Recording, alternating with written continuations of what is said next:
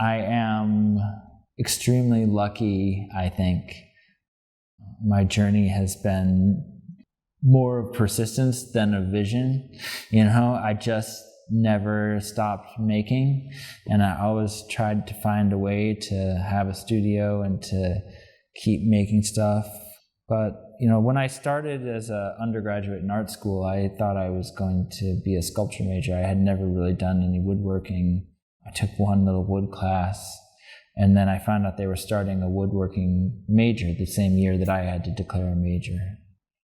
And so I really liked the professor that I worked with at the time, and so I sort of switched majors on a whim in the middle of summer, and then started doing the woodworking. And I think that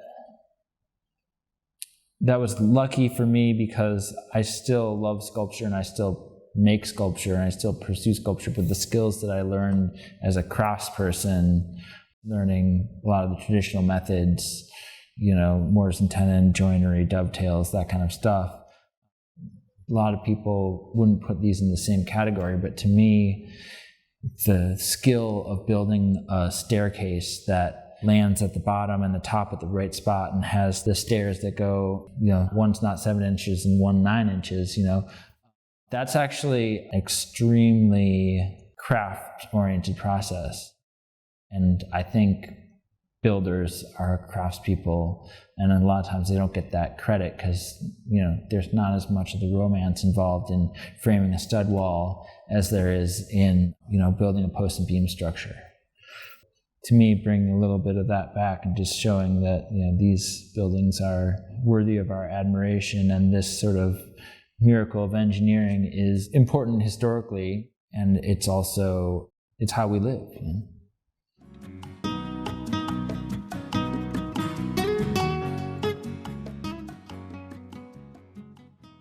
I grew up in Wisconsin, and my family is lucky enough to have a cottage there that we go to in the summertime, and it belonged to my grandparents, now it belongs to my mom. But it's just a summer cottage, and it's got exterior clapboard walls and then the studs on the inside, and that's it. And so that was always sort of my happy place. So as I was working as a woodworker, as a furniture maker, I always sort of appreciated that aspect of building that always got covered up in most houses.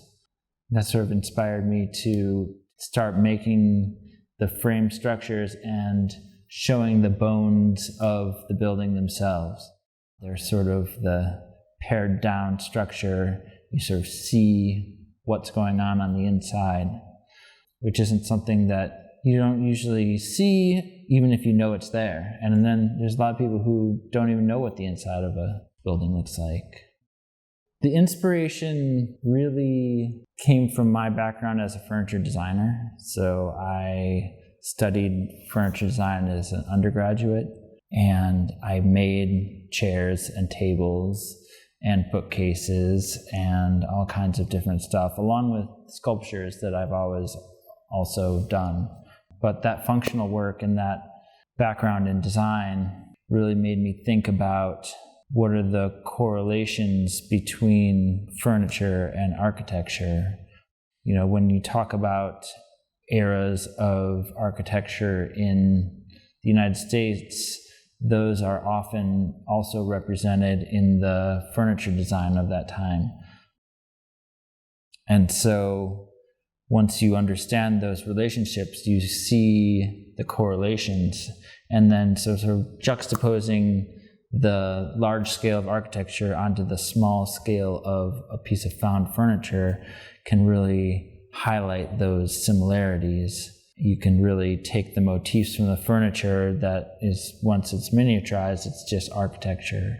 And historically was the case that people weren't separated into architects and furniture makers. The occupation in colonial America called joiner, and the joiner would have been your house builder in the summer months, but then in the winter months they might have gone inside and built furniture. And so those skills were passed back and forth, and the design was brought back and forth between those two scales. So sort of conflating those two scales in one space made a lot of sense to me.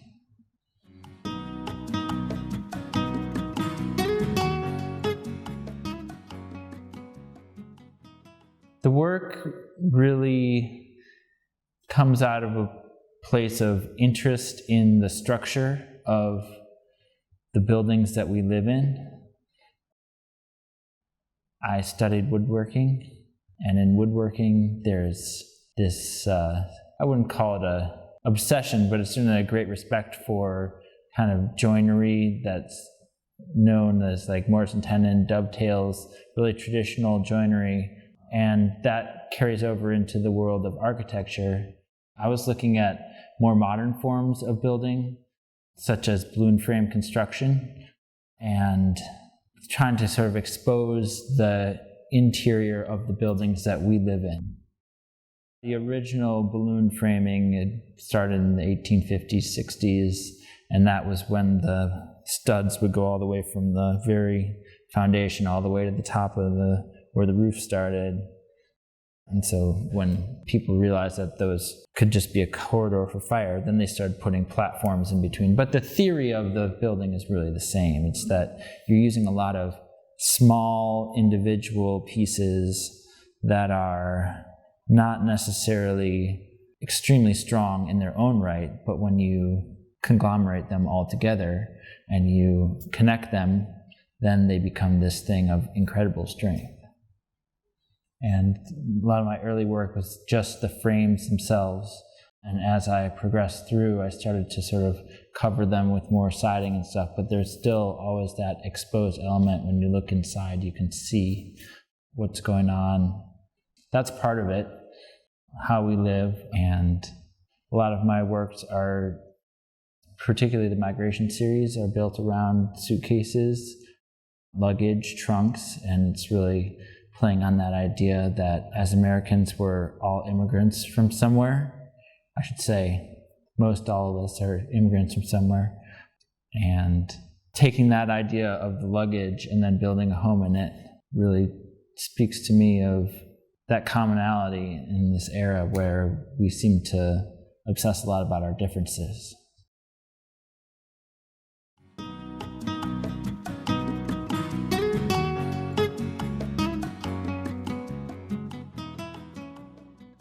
It's not a specific era so much as it is like the specific furniture piece or object that I find. It is something about the character of that piece, whether it be a modern piece or a more of a classical design. I'm really interested in the stories of these objects that I'm using. Not that I know what the stories are, but I know that there were stories there. And to take an object and bring it back to life as something new, something that maybe hasn't been seen before, and to, imagine that that is going to then live on into the future, that's really satisfying for me. I like to think that, these pieces will outlive me. Certainly, a lot of the luggage that I use is more of a vintage era. Now, that's a lot of because of the way it was constructed. It was actually made with wood underneath of the fabric. And so that for my process, which includes a lot of nailing tiny brad nails together, it's really convenient that I can actually just nail right onto the piece of luggage. So the actual structure of the piece is part of the reason why I use them, but also their design elements to me can really speak of something that's of a certain era, and then I try and make the architecture that goes along with that era. So as opposed to juxtaposing architectural styles, which sometimes I do as well, but to me, like just finding something where it almost looks like it always should have been that way, even though it obviously are two completely different things. Like when that happens, I think a piece really sings, and that's when I'm happy with it and put it out in the world. The original scale, and I don't use a model maker's scale, I think that there's a certain scale that train enthusiasts use and stuff, and that's a miniaturized scale. I don't use any of those scales. My scale sort of comes out of the material itself because I was making these pieces and I needed to find out what's the smallest I can get it where I can still use the process that I'm using. At a certain point, something's so thin that if you nail through it, the nail just goes all the way through and it doesn't hold it. And at a certain point, a piece of wood gets so thin that it becomes unstable, even though it's not necessarily holding up a great amount of weight. It was really an engineering question. And at that point, that sort of determined the scale of the 2x4s that I use the miniatures. I use 2x4s, which are about 5/8 inches wide by 5/16 inches thick, which is pretty small. But any smaller than that didn't really work. And then I just carried that system through. And once I had that system, I just used that system for everything.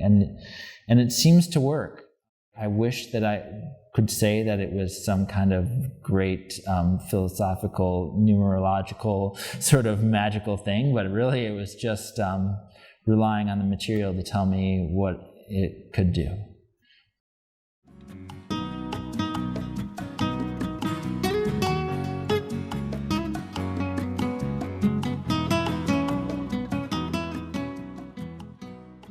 Each one of the individual pieces for all of these sculptures, minus of course the found objects like the chairs or the suitcases, are all milled out of rough lumber.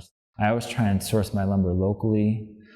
My first pieces were all made out of pine, and so I was buying Amish pine from this Amish guy in Wisconsin, and it was great because the only way that you could get in touch with him was to write him a letter, and in the letter you would say what time you were going to call, and then he would go to the communal phone box that they had, and he would be there for your call, and then you could set up a time with him to come and buy the lumber from him.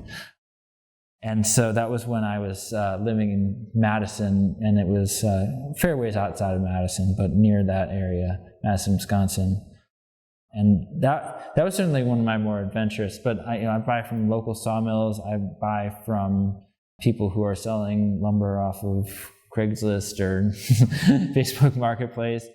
Nowadays, instead of pine, I use basswood, which is technically called a hardwood, although it is an extremely soft end of the hardwood scale. It doesn't smell quite as good as pine does when you cut it, but it doesn't gum up all your machines with sticky sap. And also, I just really like the tone of it. So I buy the rough lumber, and then I mill it on a bandsaw by hand, so one board at a time. So usually at least 1 to 2 days are spent in each sculpture just milling the wood.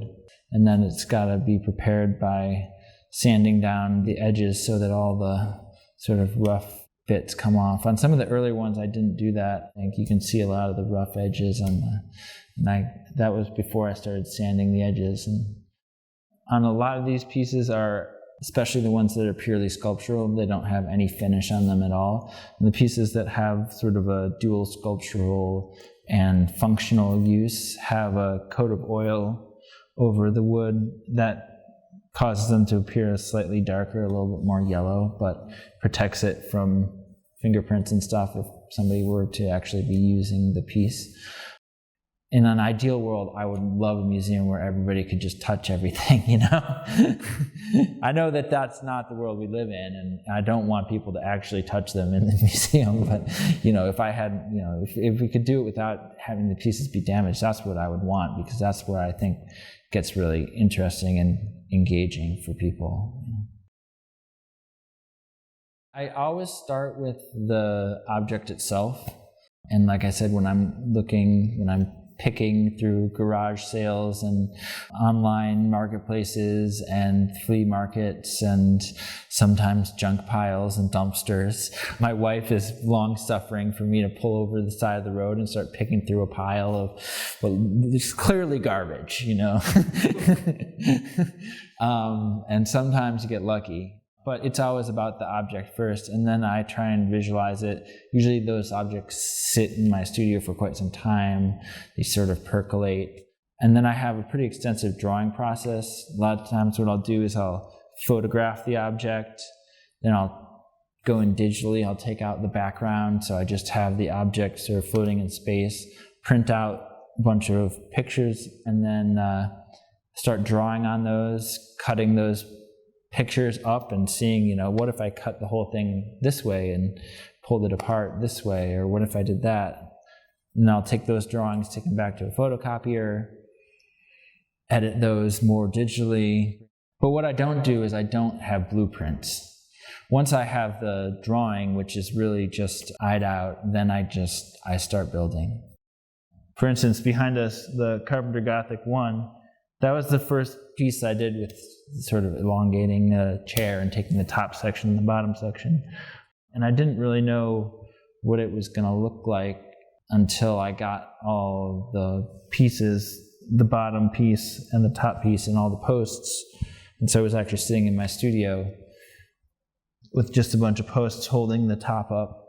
And then at that point I knew, like, wow, I really have something here that I can work with. Up till then, it was, you know, sort of cutting into a piece that I probably paid too much money for and was probably ruining it.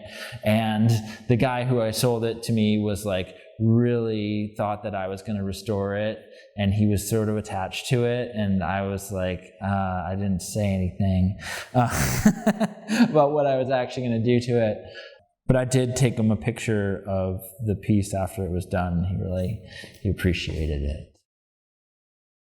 What is in the Ted Lott studio? I'm not a huge gearhead woodworker. I mean, I would love to have all the fun toys, but really I have a pretty standard 14-inch bandsaw. I have a chop saw. I have a pretty nice contractor-style table saw, but not a really nice, what they would call a cabinet saw or a cabinet maker saw. A lot of this is just due to the fact that I've had to move a lot in my life. And having that kind of massive, what they call old iron, just the really big old, you know, industrial machines, just has never worked for me. A lot of hand tools, a lot of hand power tools. But like I said, my joinery is all with a little pin nailer. So it's a little pneumatic nail gun that runs off an air compressor. And it shoots these tiny little pins that are designed for trim carpenters and that kind of stuff, where they could put up trim without leaving a obvious nail hole. And the scale of those really works really well with the scale of what I'm building. And so that has been an invaluable tool for me. And I've buy the top of the line ones, but I still go through one every about 3 years. I got to get a new one because I shoot, you know, hundreds of thousands of nails. So ear protection is really important, you know. And I've only gotten myself in the hand 3 times, and never very badly. But, you know, knock on wood.